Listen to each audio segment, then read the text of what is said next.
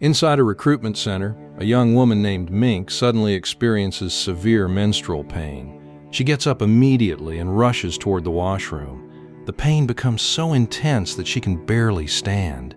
Somehow, she makes her way back and sits at her desk. Her boss walks up behind her and tells her that starting tomorrow, she doesn't need to come to the office anymore. Mink follows him to ask what her mistake was as people start peeking from outside the door. Her boss asks how she dares question him after committing such obscene behavior in the office last night. Mink screams that she didn't even come to the office last night, but in frustration, she grabs her belongings and leaves. Mink assumes her boss is staging all of this just to cut down on staff. Feeling heartbroken, she reaches a community hall and gets ready for a celebration. Suddenly, she feels something strange and starts scratching her gums. She gets so lost in it that her entire mouth fills with blood. A makeup artist taps on her shoulder, causing her to stop. Terrified by the amount of blood, she wipes it clean, completely unable to understand how it happened. Next, we see a Christmas rally where Mink is dressed up as an angel. Her mother, Noi, and her uncle, Manet, call out to her multiple times, but she doesn't turn toward them even once. Instead, she bizarrely starts throwing chocolates at people as if she's hitting them with them, laughing in a creepy manner. The next morning arrives, and Mink leaves for work. As she enters the office, everyone stares at her. Her boss comes over, throws her stuff away, and orders security to throw her out. But Mink has no recollection that her boss fired her yesterday. Her boss then reveals that Mink brings a new man to the office every night to engage in inappropriate acts, which is why he fired her. Hearing this, Mink falls into depression. The poor girl doesn't even remember when any of this took place. Then one day, Mink's mother comes home and hears water running from the bathroom faucet. Thinking someone left it open, she opens the door, only to find Mink has slit her wrist out of shame. They wrap a towel around her hand and rush her to the hospital. At the hospital, a woman named Nim arrives. She is Mink's aunt and Noi's younger sister. Noi begs Nim, saying she is the only one who can save her daughter. But Nim refuses to help and walks away, leaving Noi in tears. Why doesn't Nim want to help her own sister and niece? And who exactly is Nim? To understand this, we need to rewind a bit. The story begins in a beautiful village named Isan, where a documentary crew from Thailand arrives to make a film about the lives of local shamans. Nim is the most famous shaman in the area, so they choose her.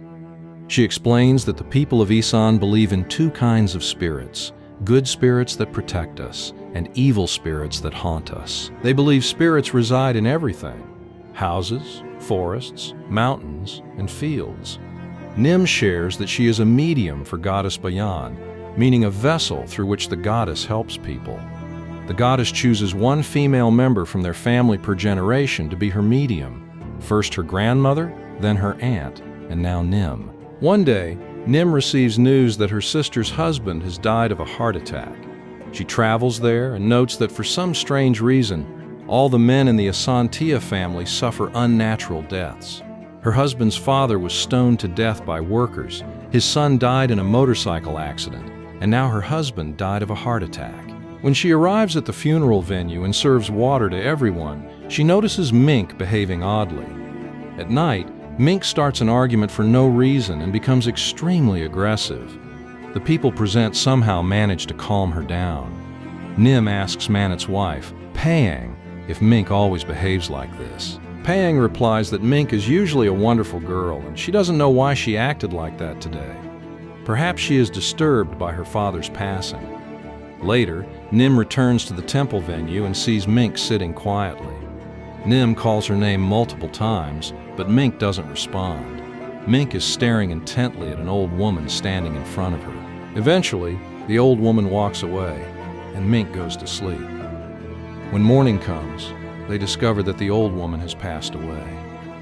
Mink watches from a distance, but as soon as her eyes meet her aunt's, she walks off. Sensing something is wrong, Nim goes to her sister's house and begins searching Mink's room. Her sister tries to stop her, but inside Mink's wardrobe, Nim finds a bundle of turmeric. Just then, Mink enters the room. Nim asks if she has been having nightmares or hearing voices, but Mink ignores her and kicks them out of her room.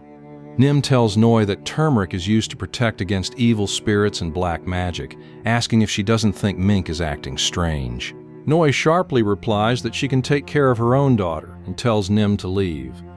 Nim explains to the documentary team that she suspects goddess Bayan wants to make Mink her next medium after Nim. When they interview Mink, she answers all their questions cheerfully, sharing that she works at a recruitment center and loves helping people. But when asked about shamans, she dismisses it all as fake nonsense. The crew then talks to Mink's mother, Noi, who runs a dog meat shop. When asked about Bayan, Noi reveals that after their mother passed away, Bayan had originally chosen her to become the shaman. She became very ill at the time, and everyone advised her to accept the spirit. Instead, she converted to Christianity to reject the call, which forced Nim to become the shaman, something Nim still resents her for. When asked what she would do if Bayan chooses Mink next, Noi gets furious and demands that they turn off the camera. The scene cuts to the community hall, where Mink looks stunning in her angel outfit. She plays around playfully in children's shoes. Her friend finds it a bit odd, but ignores it. Later that night, they head to a club. The camera team asks Mink's friend, Lisa, if she has noticed anything strange about Mink recently. Lisa admits she has and shows them a video on her phone where Mink is acting like a small child, pushing a toddler hard enough to make her cry and laughing mischievously about it.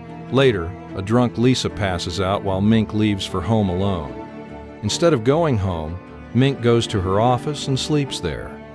When staff members enter the next morning, a colleague wakes her up. As she stands up, everyone stares in shock. She is bleeding heavily between her legs. She rushes to the washroom to clean up and heads home. Her mother panics upon seeing her state. Noi meets Manit and tells him that Mink is showing the same symptoms that she and Nim once had.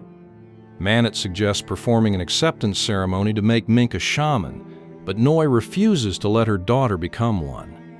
Meanwhile, as Mink walks home from the office, severe abdominal pain hits her again. An elderly woman on the street kindly says, "Everything will be all right, child," but Mink slaps her across the face.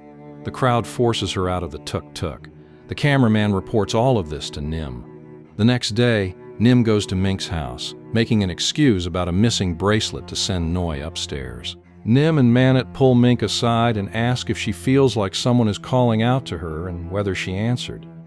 Just then, Noi arrives, argues with them, and takes Mink inside. Mink hugs her mother, crying that she doesn't want to become a shaman. Noi promises that no matter what happens, she won't let that happen, and takes her to the hospital. Mink tells the crew that her entire body feels unbearable pain, especially between her legs, feeling as if her body is being split in two. She describes a reoccurring nightmare.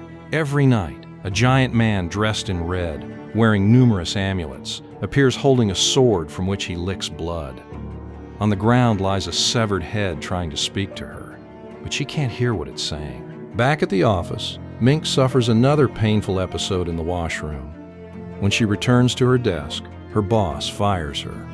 Infuriated, she grabs her bag and leaves, gets ready at the community hall, bleeds from her mouth, and acts erratic during the parade while Nim watches from afar. After being fired again for bringing men to the office at night, Mink cuts her wrist out of shame. At the hospital, Noi begs Nim to prepare the acceptance ceremony immediately, agreeing to let her daughter become a shaman. Nim drops a bomb. The acceptance ceremony cannot happen because the spirit possessing Mink is not goddess Bayan. Noi protests, saying the exact same thing happened to them, and everything got fixed once Nim became a shaman. But Nim refuses to do the ritual. Nim visits Mink's house and asks to open the room of her deceased brother, Mac, who died in a bike accident. Sensing something sinister, she asks Manit for the truth about Mac's death. Searching the room further, Nim discovers that Mac and Mink had an incestuous relationship, and Mac had committed suicide because no one would accept their relationship. Meanwhile, Noi takes Mink home from the hospital. When the documentary crew asks why Nim isn't conducting the ceremony, Noi says if Nim won't help, she will find another way. Nim goes to the spot where Mac committed suicide, calling out to his spirit, saying that even though he loved Mink, he cannot take her like this. But she receives no response. Simultaneously, Noi takes Mink to another shaman. Manit informs Nim about the ritual. As the shaman begins the ceremony, Nim arrives to stop it, warning that if a dark spirit is possessing Mink, forcing an acceptance ceremony will have catastrophic results. Suddenly, Mink grabs a camera, attacks her mother, and flees into the night. Nim chases after her, but Mink vanishes. The next day, Nim takes Noi into the mountains to seek forgiveness from goddess Bayan, believing that since Noi rejected the goddess years ago, asking for mercy might save Mink. Noi prays for forgiveness. Back at the house, they clear out dark objects from Mink's room, finding soiled sanitary pads, baby shoes, and used condoms. Nim takes these items to Mac's suicide spot and performs a ritual to sever Mac's hold on Mink. Meanwhile, Noi and Manit go to the police station. The police show them taxi dashcam footage of Mink. The driver explains that Mink didn't pay him, and when he tried to drive away, Mink kept reappearing in front of his car out of nowhere. The police send a team to search the area. During Nim's ritual, she cracks an egg, and black liquid oozes out. Mac's spirit conveys that he has nothing to do with Mink's possession and reveals her location. Nim ventures into the dense woods and finds an abandoned, burnt factory. Inside, she finds Mink in a horrific, feral state. They rush Mink to the hospital. Nim returns to the mountain shrine to pray to Bayan, only to find the statue of goddess Bayan decapitated. Heartbroken, she cries hysterically. Nim rushes back to Mink's house and demands of the entity possessing Mink, "Who are you?" The entity mockingly replies, "I am Bayan." Nim realizes the evil spirit is playing mind games. She asks again, "Who are you?" The entity mocks her, "You're such a great shaman. Why don't you figure it out yourself?" Mink then attacks her uncle. They manage to restrain her as Nim recites incantations to calm her down. Mink taunts Nim, revealing that Nim only became a shaman because Noi secretly made Nim wear her clothes and shoes when she had symptoms years ago, effectively transferring the curse onto Nim. Suddenly, a glass shatters. Mink vomits black bile, and they lock her in her room. Noi apologizes to Nim, and Nim promises that despite the past, she will save her niece. Nim takes Mink to her senior shaman friend, Santi. Santi places his hand on Mink's head and explains that by performing that fake acceptance ceremony earlier, Mink's spiritual doorway was left wide open, like a car left running with the key in the ignition, allowing any spirit to drive it. Noi asks whose spirit is inside her. Santi reveals it is not just one or two spirits, but countless evil spirits, human spirits, animal spirits, insects, and even the vengeful spirits of plants and trees that were destroyed. They have banded together to seek vengeance, forming a massive demon. Santi visits the abandoned factory where Mink was found and realizes all these malevolent spirits originated from this place. To cleanse her, they must perform an intense, high-level exorcism ritual. Noi asks why her daughter is suffering. Santi explains that her husband's ancestors committed horrific atrocities, decapitating and burning innocent people alive. And their family is now paying for that generational karma, combined with Noi's past disrespect toward Bayan. Back home, Noi asks Nim why her innocent child has to suffer for ancestral sins. Nim comforts her, assuring her that after the grand ritual, Mink will be completely healed. As they prepare for the ritual, Mink's condition deteriorates rapidly. Cameras installed in the house capture her terrorizing the home at night, climbing on tables, urinating, and eating raw food straight from the fridge like a wild animal. When Manit suggests tying her up, Noi refuses, insisting her daughter is not an animal. That night, Mink sneaks into Manit's bedroom and touches his pregnant wife's stomach. Payeng suddenly experiences agonizing abdominal pain while Mink giggles ominously in the dark. Manit locks Mink back in her room. Later that night, Manit finds a large cooking pot in the hallway. Opening it, he discovers the severed head of their pet dog, Lucky. Panicked, he rushes to check Mink's room, but she is gone. Manit and the crew search the house and find Mink in the hall. eating Lucky's raw flesh. She then creeps upstairs into Manet's room and snatches his baby boy, Pong. They search frantically and find baby Pong lying unharmed in the bushes outside. Relieved, Manet goes back to confront Mink. Mink attacks him with a knife, but the crew tackles her. The next day, Noi visits Nim's house because Nim hasn't been answering her phone. Neighbors break the door open. Upstairs, they find the altar destroyed, covered in maggots, and Nim lying dead in her bed. The autopsy fails to determine a cause of death. Shaman Santi attends the funeral. Noi asks if evil spirits killed Nim, but Santi replies that they will never know for sure. He tells her to stay strong for tomorrow's exorcism. The day of the grand exorcism arrives. Mink is wrapped in sacred talismans and brought to the abandoned factory venue. Santi instructs everyone that no one must break the ritual circle or open Mink's locked door back at the house until the ritual is finished. Santi begins the powerful ritual as violent winds howl. He commands the spirits inside Mink to enter a ceremonial clay jar. Blood pours from Mink's mouth and legs. As Santi removes the shroud, back at the house, Mink's spirit trick begins. In reality, Santi had locked Mink inside her room at home with talismans on the door while performing the extraction ritual on Noi, since Mink's spirit vessel was too weak to survive the ritual directly. Santi seals the evil spirits inside the clay jar. At the house, Mink mimics the desperate voice of a suffocating child from inside the room. "Please open the door! I can't breathe!" Pang begs Santi's assistant to open the door, but he refuses. Then, the sound of a baby crying comes from inside. Driven mad by fear for her baby, Pang strikes the assistant over the head with a pot and unlocks the door, breaking the sacred seal. Instantly, the ritual at the factory falls apart. Lights cut out, dark forces overwhelm Santi, and he collapses dead as the sealed jar shatters.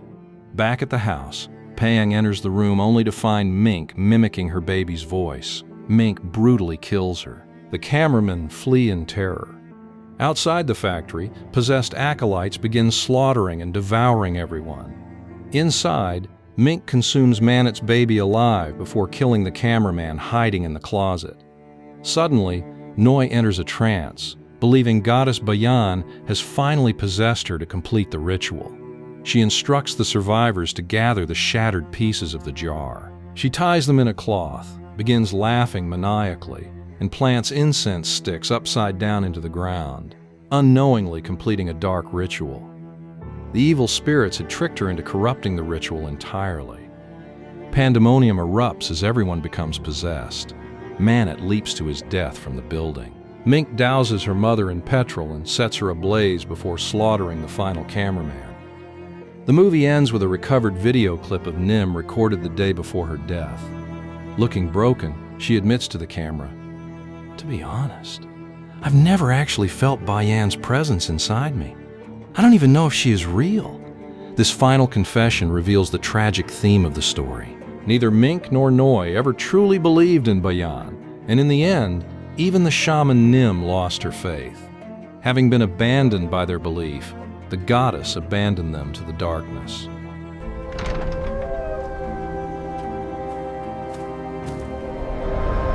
Subscribe to Ghost Theories and Stories.